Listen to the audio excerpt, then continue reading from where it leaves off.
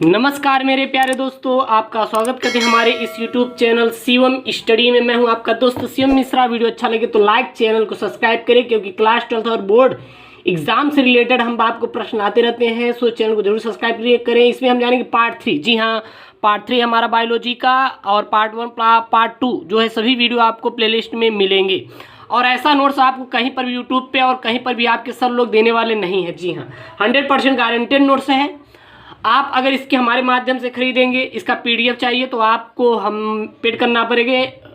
हमारे ऑफिशियल आप जाके वेबसाइट पे उस पर पैसे पेड करेंगे, आपको ये नोट्स मिल जाएगा। चलिए यहाँ पे जानते हैं हम लैंगिक जनन अलैंगिक जनन में अंतर। पूरा इसमें नोट्स हम आपको बताएंगे क्या क्या है, क्या क्या नहीं देंगे। Difference between asexual reproduction and sexual reproduction के बारे में जानेंगे। लैंगिक जनन व अलैंगिक जनन में अंतर। लैंगिक जनन अलैंगिक जनन में क्या क्या अंतर होते हैं, तो मैंने एक तरफ अलैंगिक जनन लिखा है, एक तरफ लैंगिक जनन, जो कि आपके एग्जाम में आ जाता है। ठीक है, चलिए लैंगिक जनन में अगर देखें, अलैंगिक जनन में तो बहुत सारे अंतर होते हैं। जैसे कि अलैंगिक जनन में केवल एक ही जनक भाग लेता है। कोई भी अलैंगिक जनन की क्रिया हो रही है तो इसमें एक ही जनक भाग लेगा, बल्कि लैंगिक जनन में 2 जनक भाग लेते हैं। अलैंगिक जनन में 1 जनक भाग लेता है और लैंगिक जनन में 2 जनक भाग लेते हैं। लैंगिक जनन में युग्मकों का निर्माण या संलयन नहीं होता। एक बात ध्यान दीजिएगा, अलैंगिक जनन में युग्मकों का निर्माण या संलयन नहीं होता है, बल्कि लैंगिक जनन में युग्मक का निर्माण व युग्मक संलयन पाया जाता है। अलैंगिक जनन में युग्मकों का निर्माण या युग्मक संलयन नहीं पाया जाता है, लेकिन लैंगिक जनन में युग्मक का निर्माण व युग्मक जनन पाया जाता है। ठीक है, युग्मक संलयन नहीं पाया जाता, युग्मक संलयन नहीं पाया जाता किसमें? अलैंगिक जनन में। अलैंगिक जनन में केवल समसूत्री विभाजन द्वारा संपन्न होता है। लैंगिक जनन केवल अर्धसूत्री विभाजन द्वारा ही संपन्न होता है। अलैंगिक जनन केवल समसूत्री विभाजन द्वारा संपन्न होता है, लैंगिक जनन केवल अर्धसूत्री विभाजन द्वारा संपन्न होता है। अलैंगिक जनन में इसमें आनुवांशिक विभिन्नताएं संपन्न नहीं होती हैं। मतलब कि इसमें ये बताना है कि इसमें आनुवांशिक विभिन्नताएं जो है वो उत्पन्न नहीं होती हैं। उत्पन्न क्या होती है मेरे प्यारे दोस्तों? नहीं होती हैं। बात ध्यान देना, इसमें मेरी आनुवांशिक विभिन्नताएं उत्पन्न नहीं होंगी, लेकिन इसमें आनुवांशिक विभिन्नताएं उत्पन्न होती। क्यों? क्योंकि इसमें 2 जनक भाग लेता है और इसमें अकेला एक ही जनक भाग लेता है। अब देखिए, इसमें हमारा जैव विकास में सहायक नहीं होती हैं। अलैंगिक जनन से जो संतानें प्राप्त होती है वो जैव विकास में सहायक बिल्कुल भी नहीं होती, और लैंगिक जनन में जैव विकास में जितने भी हमारी रहती हैं सभी हमारी जैव विकास में सहायक होती हैं। तो ये जैव विकास में सहायक नहीं होती और ये जैव विकास में सहायक होती हैं। इसमें शैवाल, कवक, निम्न कशेरुकी, शैवाल, कवक, निम्न कशेरुकी आदि अलैंगिक जनन का उदाहरण है, और लैंगिक जनन के उच्च कशेरुकी जंतुओं में पाया जाता है। निम्न कशेरुकी जंतुओं में हमारा हमेशा और हमेशा अलैंगिक जनन, और उच्च कशेरुकी जंतुओं में हमेशा और हमेशा लैंगिक जनन पाया जाता है। इतना आप लोग याद रखिएगा। अब हम जानते हैं लैंगिक जनन सेक्सुअल रिप्रोडक्शन। लैंगिक जनन सेक्सुअल रिप्रोडक्शन क्या होता है? तो जिस जनन क्रिया में 2 जनक भाग लेते हैं उसे लैंगिक जनन कहते हैं। मैंने आपको बताया था जनन क्या होते हैं, तो संतान उत्पन्न करने की क्रिया को जनन कहते हैं। जनन 2 प्रकार के पाए जाते हैं, एक अलैंगिक, दूसरा लैंगिक। लैंगिक बारे में हम लोग जान चुके थे, अब इसमें लैंगिक आ जाता है, क्योंकि इसमें लैंगिक के बारे में उतना ज़्यादा विस्तार से नहीं है प्रथम चैप्टर में का इच्छा के जीवों में जनन में, लेकिन आपको यही जब सेकेंड चैप्टर पढ़ेंगे तो उसमें पूरा लैंगिक ही लैंगिक है। इसमें अलैंगिक बारे में जानेंगे, उसमें हम लोग लैंगिक के बारे में जानेंगे, लेकिन इसमें थोड़ा सा लैंगिक जनन के बारे में मेंशन कर दिया गया है। तो जिस जनन क्रिया में 2 जनक भाग लेते हैं उसे लैंगिक जनन कहते हैं। लैंगिक जनन क्या होती है? जिस जनन क्रिया में 2 जनक भाग लेते हैं उसे लैंगिक जनन कहते हैं। और यहाँ पे क्या है, जब किसी संतान उत्पत्ति में 2 जनक भाग लेते हैं तो उसे हम लैंगिक जनन कहते हैं। दो परिभाषा है। पहला ये है कि जिस जनन क्रिया में 2 जनक भाग लेते हैं उसे लैंगिक जनन कहते हैं। जब किसी संतान उत्पत्ति में जो 2 जनक भाग लेते हैं तो उसे हम लैंगिक जनन कहते हैं। ठीक है, इसमें युग्मकों का निर्माण के समय द्विगुणित जीवों की जनन कोशिकाओं में अर्धसूत्री विभाजन होता है। इसमें युग्मकों का निर्माण के समय जो द्विगुणित जीवों की जनन कोशिकाओं में हमेशा और हमेशा क्या होता है, अर्धसूत्री का विभाजन होता है। किसमें होता है, वो होता है अलैंगिक जनन में। ठीक है। जीवन की प्रावस्थाएं, फेज ऑफ लाइफ, जीवन की प्रावस्थाएं क्या होती हैं, कोई भी जीव जन्म से लेकर मृत्यु तक विभिन्न अवस्थाओं को प्रदर्शित करता है, जिसे जीवन की प्रावस्थाएं कहते हैं। कोई भी जीव जन्म से लेकर मृत्यु तक की विभिन्न अवस्थाओं को प्रदर्शित करता है, जिसे जीवन की प्रावस्थाएं कहते हैं। जीवन की प्रावस्थाएं निम्नलिखित 3 प्रकार की होती हैं। पहली किशोरावस्था, दूसरी जनन अवस्था, तीसरी हमारी जीर्णावस्था। तो हम लोग सबसे पहले जानेंगे किशोरावस्था क्या होती है। जीवों का जन्म से लेकर प्रजनन के पूर्व की अवस्था को किशोरावस्था कहा जाता है। याद रखिएगा, जीव का जन्म होता है और जन्म से लेकर प्रजनन की पूर्व की अवस्था को किशोरावस्था कहते हैं। जैसे कि मान लीजिए कोई भी मेरा पौधा है, पौधे को हम लोग लगा दिए, जब तक वो फल नहीं दे रहा है, तो जब हम लगाएं और फल नहीं दे रहा है तब तक की जो अवस्था होगी उसे किशोरावस्था कहते हैं। किशोरावस्था में कुछ हम लोग इम्पॉर्टेंट पॉइंट देखें तो इस अवस्था में जीव लैंगिक रूप से परिपक्व हो जाता है। किशोरावस्था में हमेशा कोई भी जीव रहता है वो लैंगिक रूप से एकदम परिपक्व रहता है। इस अवस्था में व्यक्ति की द्रुत गति से वृद्धि होती है। जैसे कि मान लो उसकी देखो, कोई भी बच्चा है, कोई भी जीव है, जब जन्म होता है और जब तक वो जनन क्रिया नहीं करने के संपन्न हो जाता है, उसके मध्य उसकी जो गति होती है, क्षमता, विकास करने की क्षमता होती है, बहुत तेजी के साथ होती है। इस अवस्था में, यह अवस्था भिन्न भिन्न जीवों में भिन्न भिन्न होती है।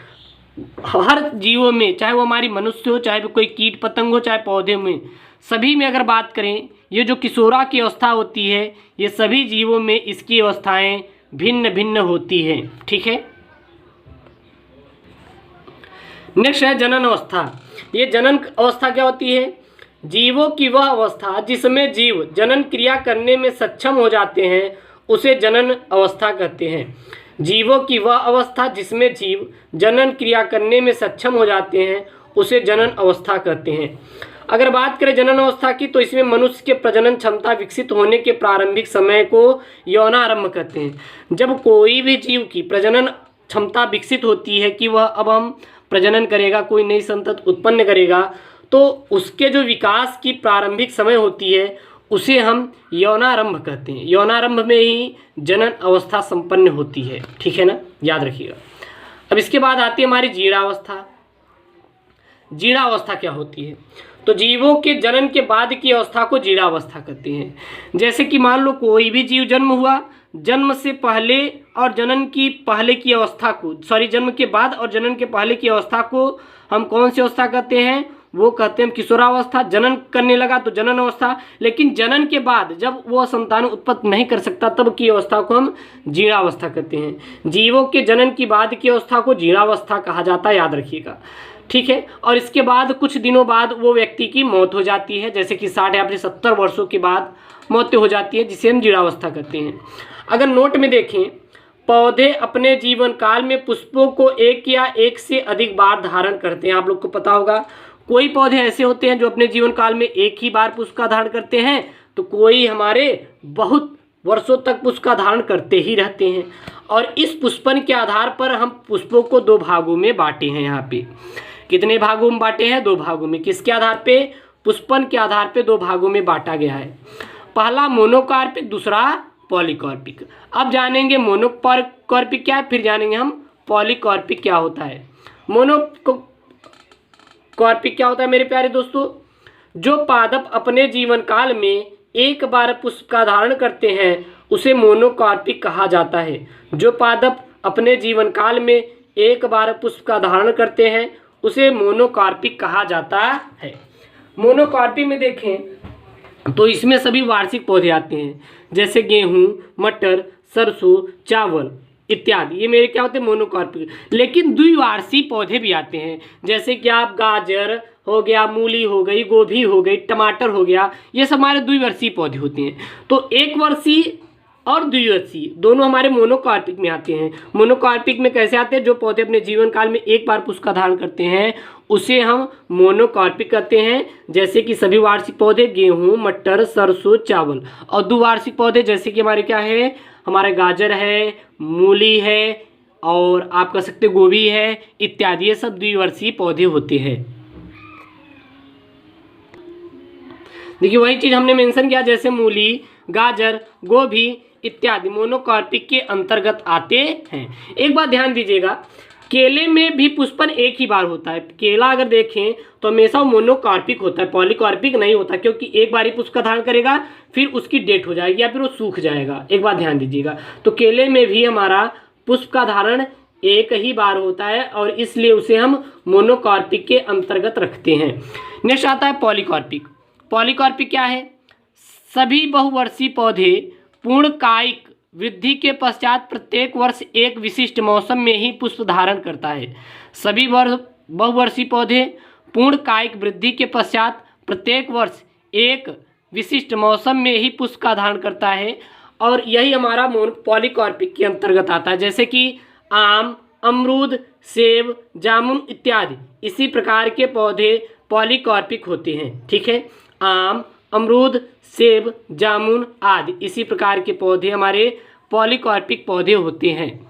और इसमें देखें तो बहुवर्षीय पॉलीकार्पिक वृक्षों में एक बार के पुष्प से दूसरी बार के पुष्पन के बीच की समयावधि को पुनः प्राप्ति काल कहा जाता है। जो कोई भी हमारा बहुवर्षीय पॉलीकार्पिक पौधा है, एक बार पुष्प का धारण किया, कोई भी हमारा एक बार पेड़ आम का पेड़ फल ले लिया और फिर जब फल लेगा तो इसके जो बीच की रेंज रहेगी, जो बीच की समय अवधि रहेगी, उसे हम पुनः प्राप्ति काल कहते हैं। ठीक है ना, आप लोग ध्यान देना।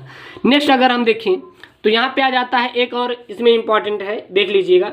नीलगिरी पर्वत पर पाए जाने वाला नीलकुरंजी वृक्ष 12 वर्षों में केवल एक बार पुष्प धारण करता है, जो हाल ही में 2006 में सितंबर और अक्टूबर महीने में खिला था। नीलगिरी पर्वत में एक हमारा वृक्ष पाया जाता है जिसका नाम है नीलकुरंजी। अब वो एक वर्ष, दो वर्ष या फिर बहुवर्षीय नहीं, अब देखिए वो 12 वर्ष में आ जाता है, तो ये अपवाद के रूप में है। ठीक है ना, तो नीलगिरी पर्वत पर पाए जाने वाला नीलकुरंजी वृक्ष 12 वर्षों में केवल एक बार पुष्प का धारण करता है, जो हाल ही में सन 2006 में सितंबर और अक्टूबर के महीने में खिला था। तो ये हमारी यहाँ पे है और ये तमिलनाडु और केरल के पहाड़ियों पर पाया जाता है। अगर इनके फूल की बात करें तो नीले रंग की होती है, इसीलिए नीलगिरी पर्वत नीलकुरंजी वृक्ष नाम दिया गया। क्यों? क्योंकि इसके जो फूल होते हैं नीले रंग के, बहुत ही सुहावने और लोकप्रिय लगते हैं। तो दोस्तों ये हमारा पार्ट 3 वीडियो है बायो का क्लास 12 के, और सभी वीडियो आपको डेली के डेली लगभग 1 से 2 वीडियो मिल रहे हैं और सभी वीडियो आप प्लेलिस्ट में देख सकते हैं। ओके दोस्तों, थैंक यू, जय हिंद।